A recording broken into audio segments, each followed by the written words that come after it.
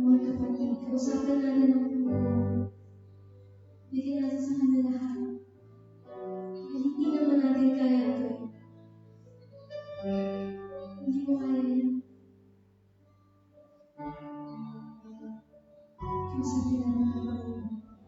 Awitan natin siya.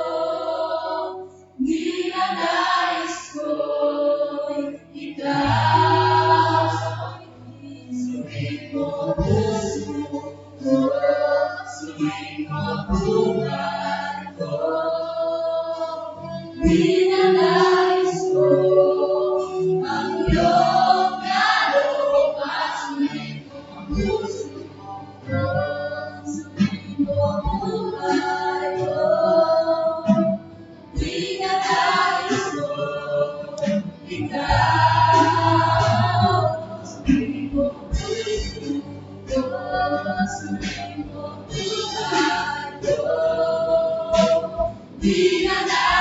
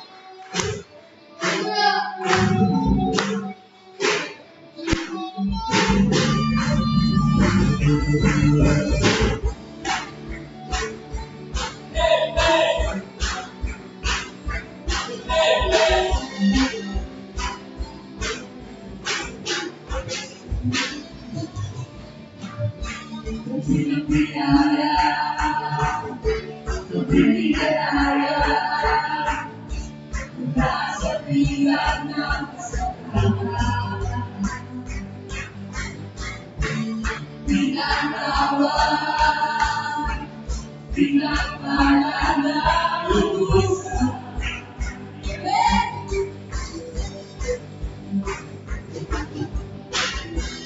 Di mapipigil ang pagsamba sa'yo. Jesus, dakilang ang Panginoon.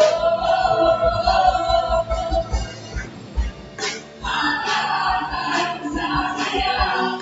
Jesus, magpupilihan ka. Nalaman ang aming pagkakas. Ang lahat ay masasabi. Ang lahat ay lulubog.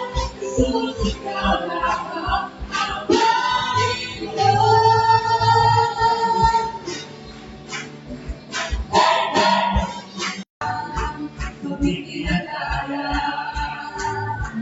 nasa pilingan ng kasalanan, pinagawan, pinapalalalusan.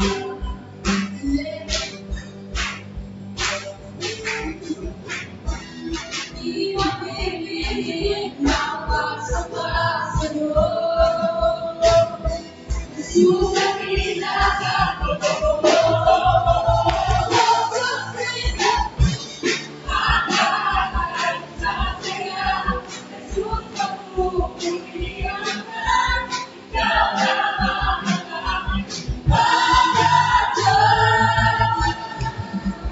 Ang lahat ay masasabi. Ang lahat ay lulubog. Jesus, ikaw lang ang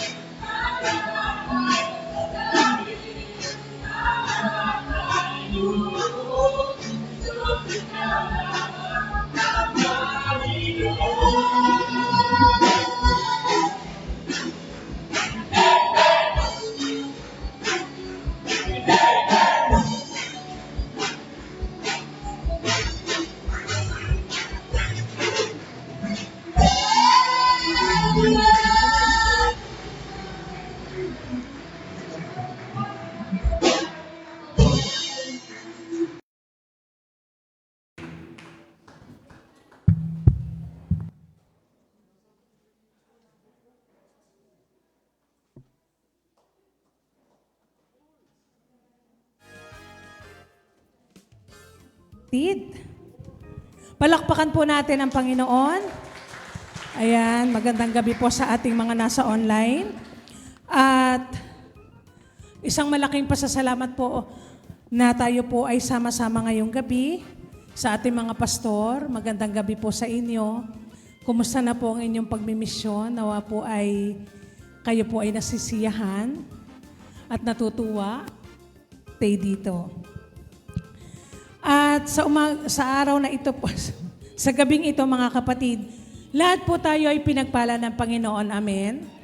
Pwede po bang tumaas ang kamay ng mga pinagpala ng Panginoon? Ayan. So, may nais po bang magpasalamat? Bibigyan po natin ng 1 minute. Ayaw ng 1 minute. Tawagin po natin si Sister Erica kasi gustong-gusto daw po niya magpasalamat sa Panginoon. Palakpakan po natin ang Panginoon sa buhay ni Sister Erica.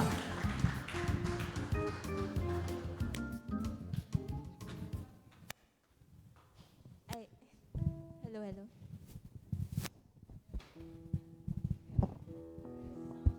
Hello, hello. Hello. Okay na po. Ayan, hello po. Good evening po sa lahat. Ayan. Kaya po ako tumayo dito kasi testimony ko po talaga to na last February po, ako po ay ninakawan po sa mismong school namin. So, hindi ko po in-expect na meron pong mabuting tao ngayon na magbabalik po nung nawala sa akin. Na nakuha niya po yung ID ko. Mismo, minessage niya po ako kanina and later po makukuha ko na po yung ID ko. Kasi importante po sa akin yung ID yun kasi yun po yung valid po talaga and also okay na po hindi mabalik sa akin yung nawala basta ang importante po makabalik po yung mga IDs ko and nagpapasalamat din po ako kasi this coming June is start na po ng training namin mga teachers and I hope sa new school ko, new opportunities, new students and new co-teachers po na makikilala ko and mamimit ko. So, yun lamang po. Maraming salamat po. Amen. Praise God. Ayan. Salamat sa Panginoon at naisoli. Importante po kasi ang hirap kumuha ng affidavit of loss, no? Magbabayad pa tayo. So, may nais pa po ba? So, wag na nga lang. Tawagin po natin ang nais po nating marinig syempre ang mga patotoo po ng ating mga mabubuti at mga magaganda nating mga kapatid sa ibang lugar. So unahin po natin si Pastor Eric Clara from El Jor, Romblon.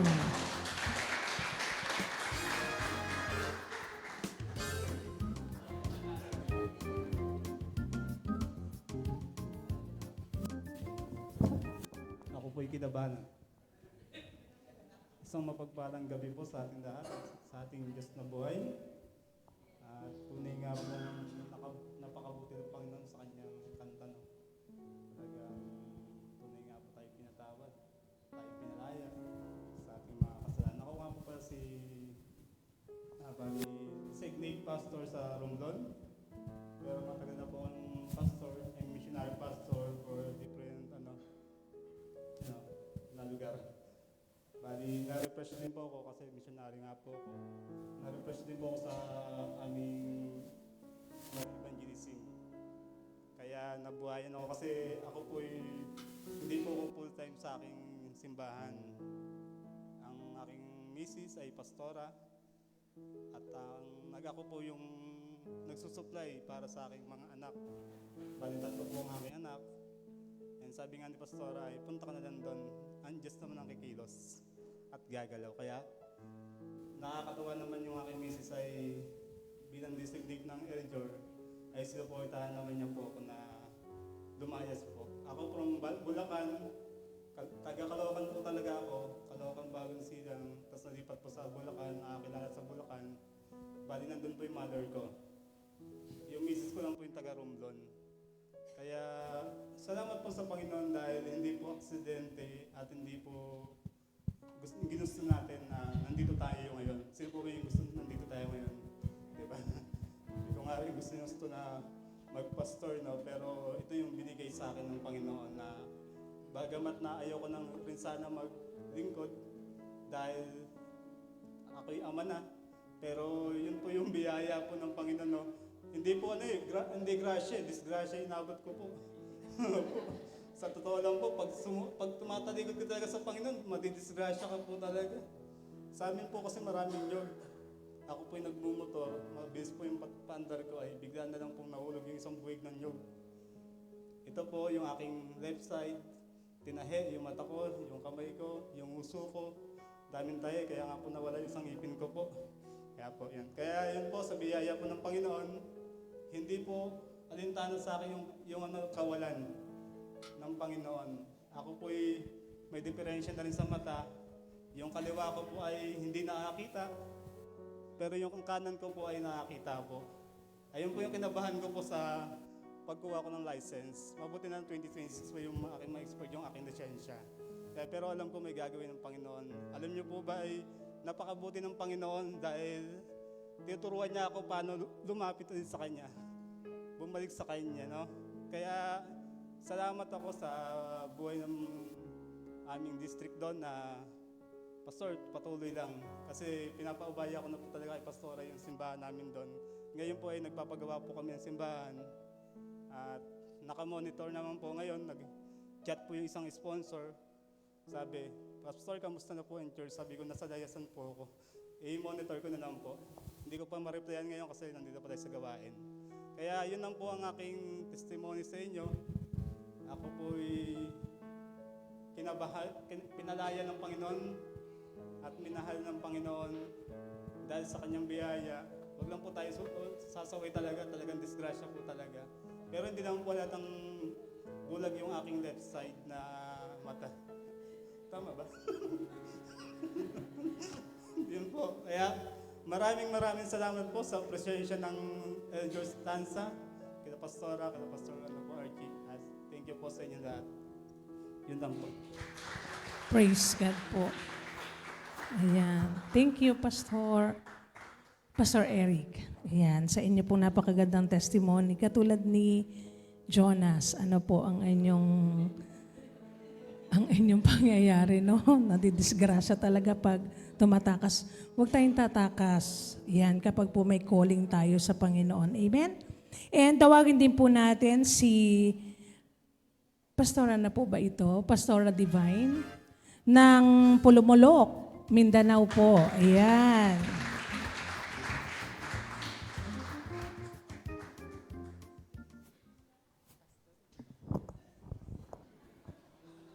Praise God. So magandang gabi po sa lahat. Ako po ay natutuwa, nakarating kami dito. Galing po kami sa Mindanao.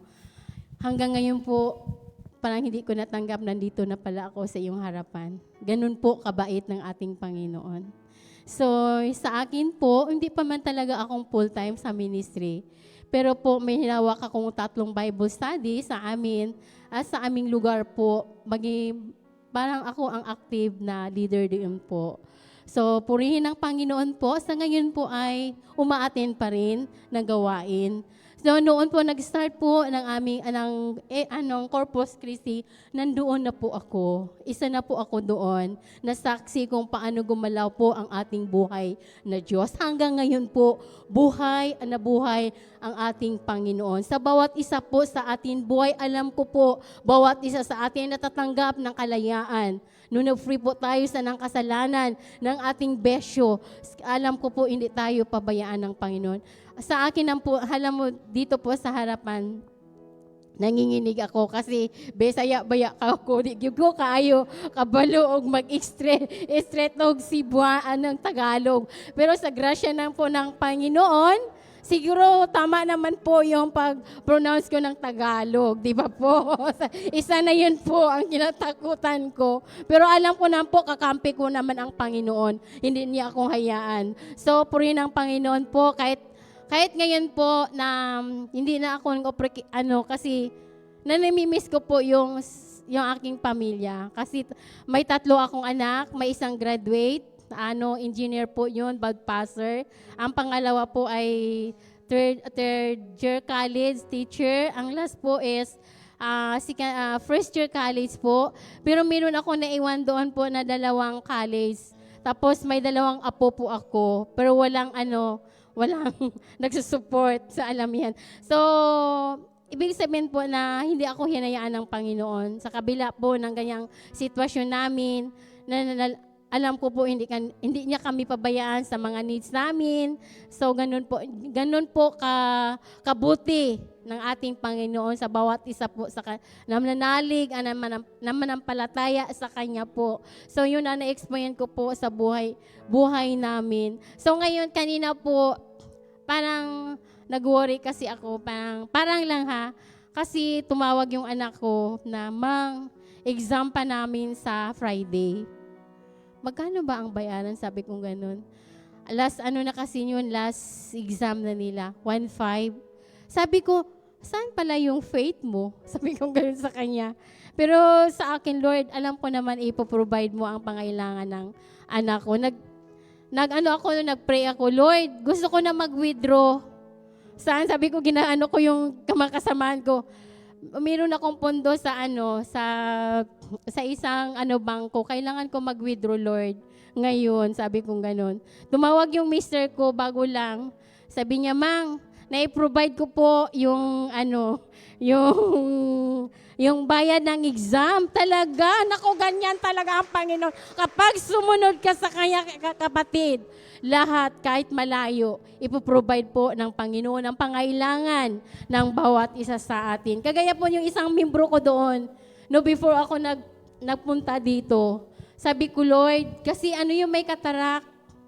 Tapos sabi niya, Ate, gusto ko nga bago kang umalis, tulungan mo ako sa mata ko kasi sabi niya, ipapromise ko po sa Panginoon na magsaserve talaga ako. Sabi ko talaga, oo, hindi ka nag-promise sa akin sa Panginoon. Yun po, sabi ko, Lord, before ako mag-alis, kailangan tulungan ko yung kapatid ko na ito para magamit mo kahit wala ako. Alam mo, talagang totoo. Pagka 12, tinawagan ako ng hospital. Punta ka dito, dalhin mo yung si Joel ang pangalan. Opera po yun, kahit piso po, walang bayad. Ganyan po. Ganyan talaga ang Panginoon. Walang imposible po. Ang kailangan na sa atin po, yung pagtitiwala po sa Kanya. Walang iba. Sabi niya, lahat ipoprovide niya po. Unahan lang natin sa lahat ng bagay. Alam ko kumilos ng ating Panginoon. Amen po. Yan lang po at maraming salamat sa inyo po. Ganda naman po ng inyong testimony, oh. Akala, ate, di ba may college ka na? Tapos may graduating pa, no? Pag tinignan mo si ate, ang simple-simple lang, pero mga professional lang anak ni ate. Praise the Lord. Grabe yung faith. At yan po yung nakaka-inspire sa ating mga leader na dapat nating tularan. Ayan. So, siguro po sa mga susunod na panahon, or pwede pa po bang isa? Last na lang po, si Sister Arlene ng Eljor Coronadal. Palakpakan po natin ang Panginoon.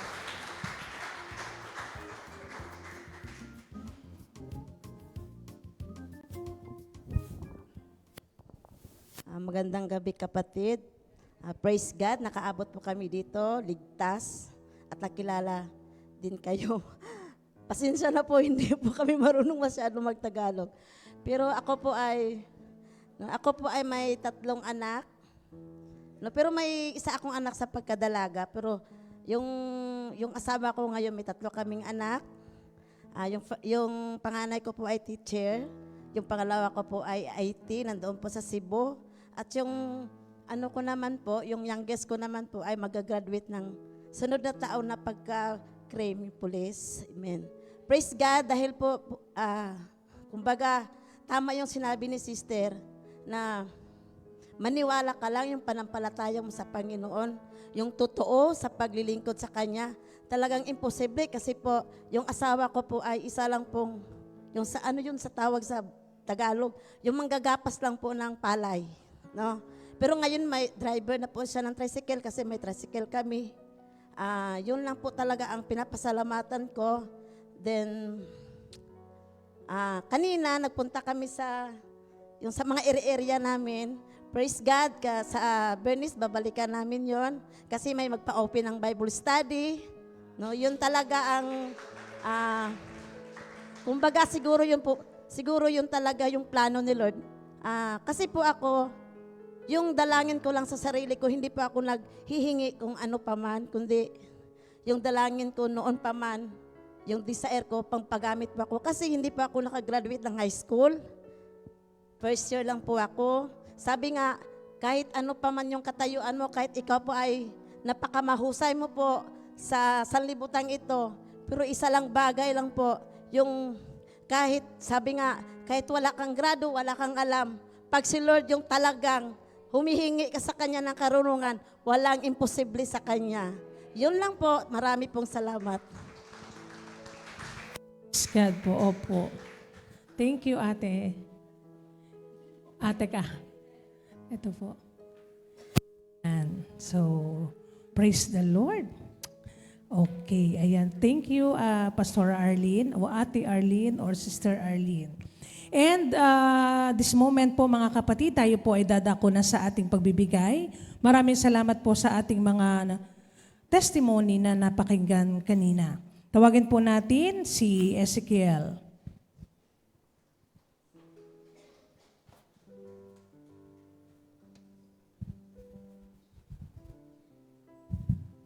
Yan po, isang mapagpalang gabi po ulit sa bawat isa.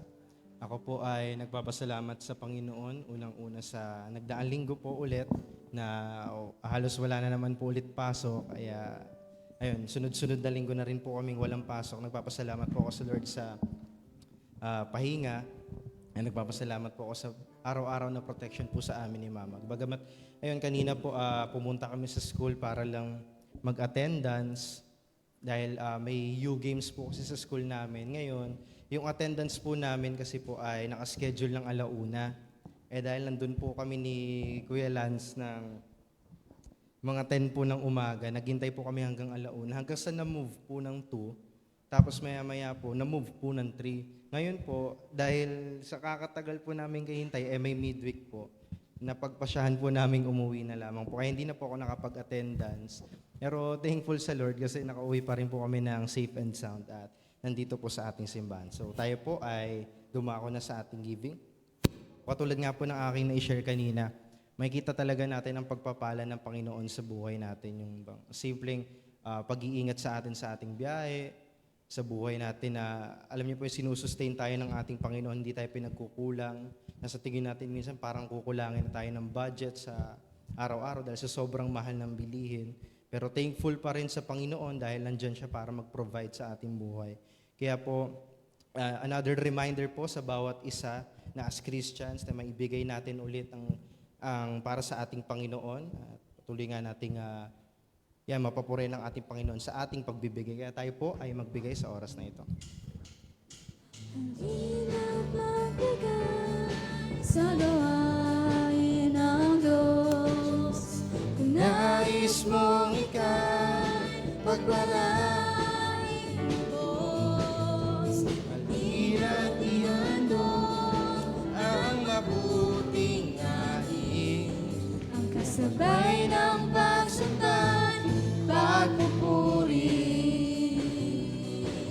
kasabay ng pagsamba, pagpupuri, kasabay ng pagsamba, pagpupuri.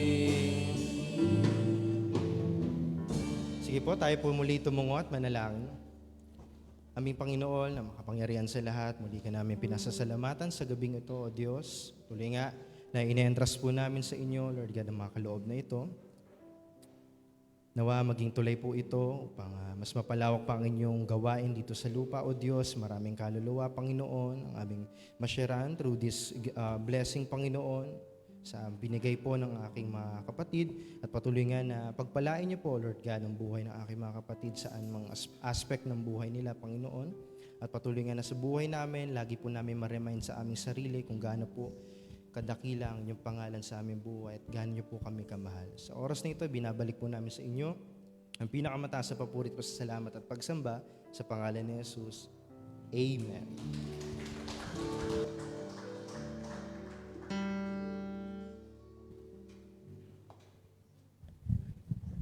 Amen. Ayan. So, excited na po ba tayo ng salita ng Panginoon? Amen. So, meron po tayong guest. Siya po ay married for 7 years. Yan.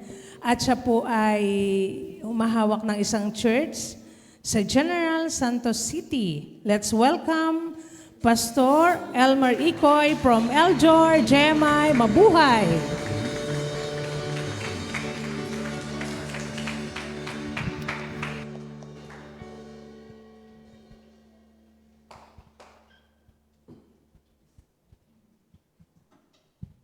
Amen. So magandang gabi po sa lahat, mga kapatid. Pagpasensya niyo po. Kung minsan makasibuhan ako sa inyo. Amen. So, translate po. Parang mahirap po yun Hirap ka mag-Tagalog. I will try my best. No? Amen. So, as we start, mga kapatid, sa gabing ito, let us pray. Father in heaven, Lord, we pray to you, O God, Lord, this evening. Lord, samahan mo po kami, Panginoon Diyos, Lord, sa pakikinig, Lord, ng iyong salita. Even, O God, Lord, turuan mo po kami, Lord, sa iyong mensahe, O Diyos. Samahan mo, O Diyos, Lord, ang bawat isa sa amin. Lord, hanggang sa matapos, O God, Lord, ang iyong gawain, O God. Lord, give us the wisdom and the knowledge, O God. Even, Panginoon, Lord, turuan mo kami, Lord, na may isa pamuhay, Panginoon, Lord, ang iyong salita sa gabing ito. Lord, sa iyo na lamang lahat ng kapurihan, kadakilaan, pagsamba, at pasasalamat. Amen and amen.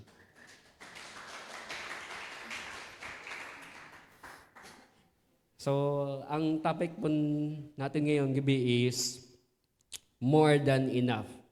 So, napagsabihan po kami ni Pastor Rawen, no? Ang theme po ninyo is, ano po ang theme ninyo? Live to give. So, ang topic po natin ngayon is more than enough. Ito po makikita sa Philippians chapter 4, verse 14 to 20.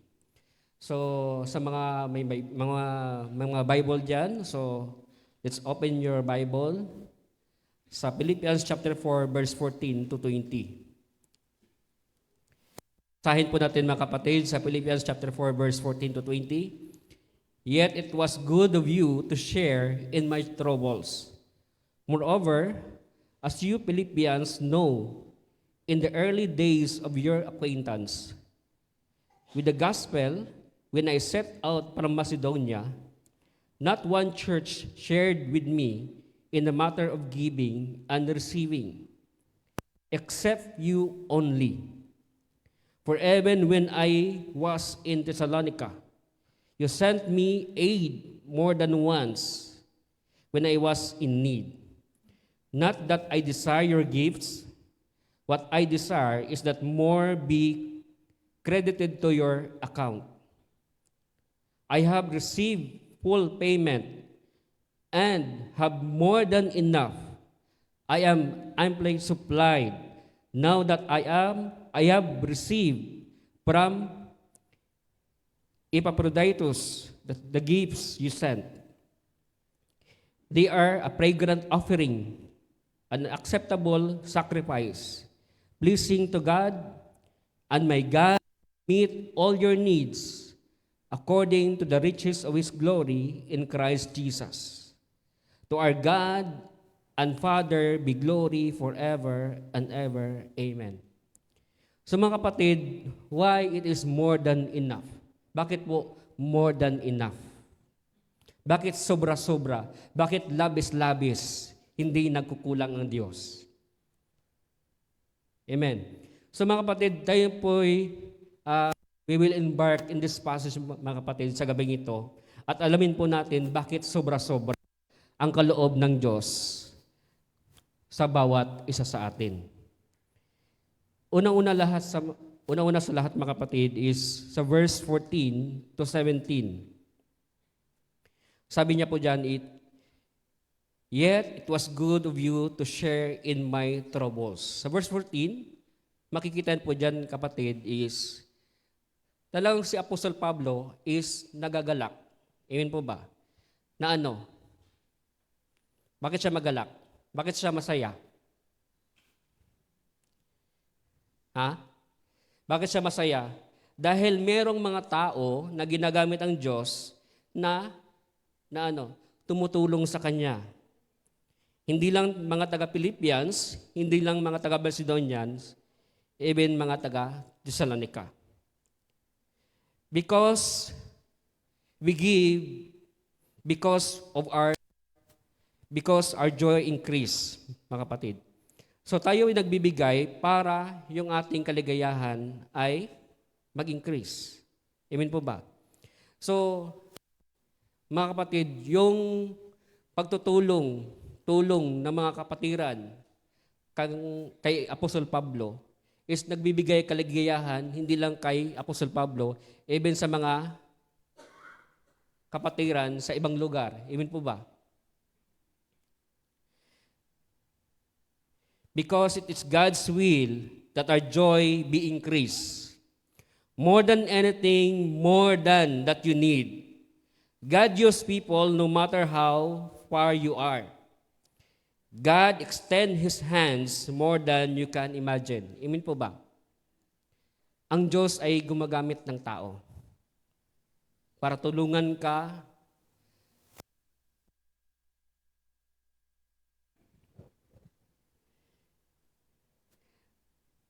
because it is God's will para hindi ka manatiling pigati sa mga kalagayan mo.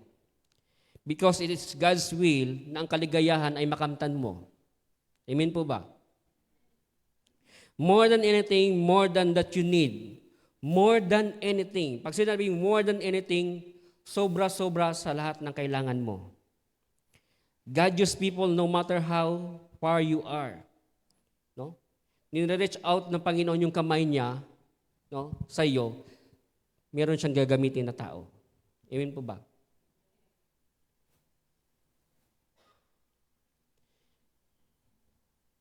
Sa Philippians chapter 4 verse 18, I have received full payment and have more than enough. I am amply supplied now that I have received from Epaphroditus the gifts you sent. They are a fragrant offering, an acceptable sacrifice pleasing to God.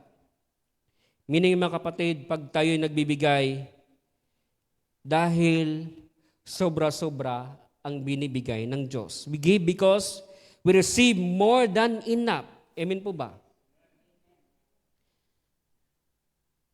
Alangan man naman, no? Suluhin mo yung panalangin. Kaya binigyan ka ng Diyos na sobra-sobra para maging papapala sa iba. Amen po ba? Try to imagine mga kapatid, yung kamay mo is nakatikom pag naka-receive ng blessings. Itong dalawang kamay. Pag may mag-abot sa iyo ng panalangin, blessings, maka-receive ba ng blessings? Hindi. Tama? Amen. Pag tikom ang ating kamay sa pagbibigay, hindi na tayo maka-receive ng blessings next time around. That's why mga kapatid, it is important to give because we receive more than enough. Sobra-sobra sa ating pangangailangan. God's supplies never runs out. And it is very sufficient for all of us. Amen po ba? Wherever you go, kahit saan ka pumunta. No? Na-bless po ako sa testimony ng ating kapatid ni kay Sister Divine, no? Sa kanyang pangailangan sa kanyang anak sa tuition fee. Kahit malayo siya, no, pinobride ni Lord yung pangailangan ng kanyang anak. Amen po ba? Ganyan kabuti ang ating Panginoon. Kahit malayo ang Diyos, meron siyang gagamitin na tao. Amen? Sa Philippians 4:19, and my God will meet all your needs according to the riches of His glory in Christ Jesus. Meaning mga kapatid, if you give because God meet all our needs. Dahil ang Diyos ay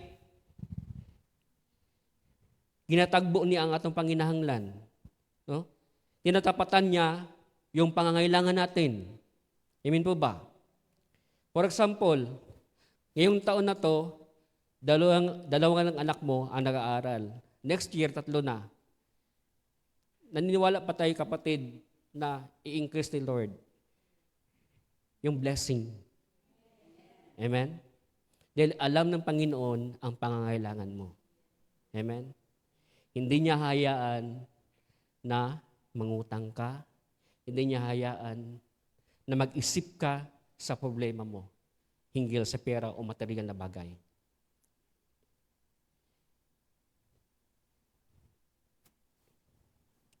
Regardless of our situation, God made us His priority. Supplying our needs is His concern. From His riches and His glory through His Son, Jesus Christ. Amen po ba? Dahil ang Panginoon, hindi siya tumitingin, no, mga kapatid, kung ano man yung sitwasyon mo. Titingnan niya yung pangangailangan mo. Amen po ba?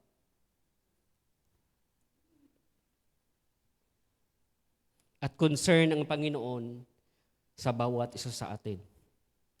At sa pamamagitan ng kanyang kayamanan na hindi maubos-ubos sa kanyang anak na si Jesucristo.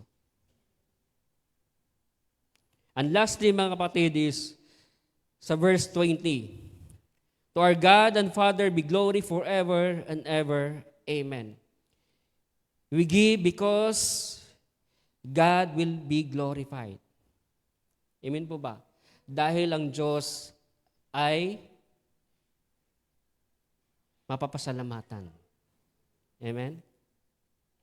Maraming magpapasalamat sa Diyos kung tayo ay patuloy na nagbibigay.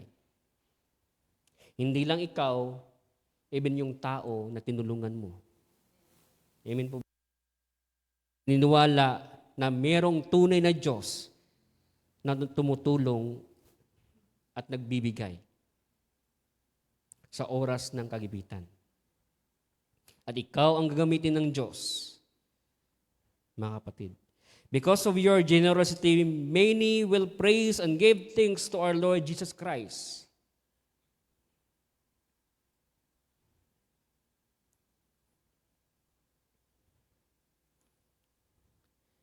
To sum up this message tonight, mga kapatid, it is God's joy that your needs will be provided.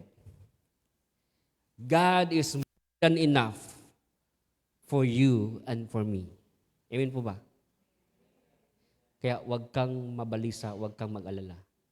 Dahil merong Diyos na hindi natutulong sa iyo kahit kailan. Amen? Let us pray, mga kapatid. Father in heaven, Lord, tunay o Diyos, Lord, sa gabing ito, Lord, maraming salamat, Lord, sa iyong biyaya. Maraming salamat, O Diyos, Lord, na patuloy mo, O Diyos, Lord, na pagbuhos ng panalangin, O Diyos, sa bawat isa sa amin. Financial man o material, O God. Lord, tunay, O Diyos, Lord, na alam mo ang sitwasyon ng bawat isa. Lord, hindi lingid sa iyong kalaman, Panginoon. Lord, ano ang sitwasyon ng bawat isa? Kaya't, O Diyos, ang gawin lang namin ay maniwala at manalig sa iyo. Sa iyong kapangyarihan, at agad-agad, O Diyos, Lord, ibibigay mo ang aming kailangan. Maraming salamat, O Diyos. Minsan, O Diyos, Lord, hindi pa namin hinihingi, binibigay mo na. Kaya, O Diyos, sa gabing ito, patuloy ka namin pinapasalamatan, pinapapurihan. Sa iyo lamang lahat ng papurit, pagsamba at pasasalamat sa pangalan ni Jesus. Amen and amen.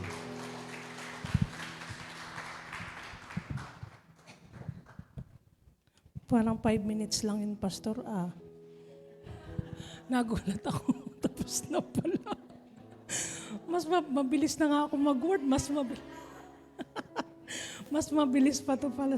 Praise God. Totoo naman po yun. Mga kapatid, alam niyo po, pag naging habit natin ang pagbibigay, hindi natin mararamdaman ang ating kakulangan. Hindi natin mararamdaman na kulang pala ako sa ganito, kulang ako sa ganyan, kundi laging nandoon ang extension ng Lord sa ating mga kamay. At nakikita ng Diyos yung heart natin, bakit natin to ginagawa, bakit tayo ay mapagbigay, because una tayong binigyan ng ating Panginoon. And announcement po, bukas, kaya po tayo nag-Tuesday ngayon because Bible Forum po bukas alas 7 sa ating pong Zoom. And hindi ko po alam sa Sunday, Teacher Mona, kung tayo ba ay Bible study ba tayo? Ang couples, anong meron po sa Sunday? Binabalikan ko yung alaala pero hindi talaga nakabetsin yata ako eh. So wala. Family day. So yan. So yun mga kapatid, pwede po ba tayong, pero pag Friday meron na naman tayong guest speaker sa ating dawn. Attend kayo ng dawn prayer mga kapatid, meron din tayong guest.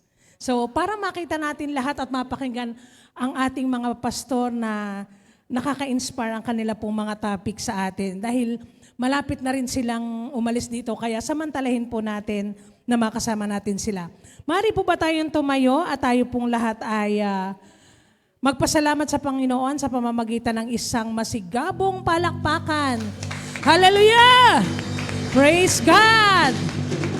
Amen. Panginoon, kami ay nagpapasalamat sa amin pong pagsasama-sama ngayong gabi. Itaas po natin ang ating mga kamay. Ang sabi ng 2 Thessalonian, ngayon ang Panginoon din ng kapayapaan ay magbigay nawa sa inyo ng kapayapaan sa buong panahon at sa lahat ng paraan. Ang Panginoon ay sumainyo nawang lahat. Ang lahat ay magsabi ng Amen. God bless everyone. Good night. God bless us all.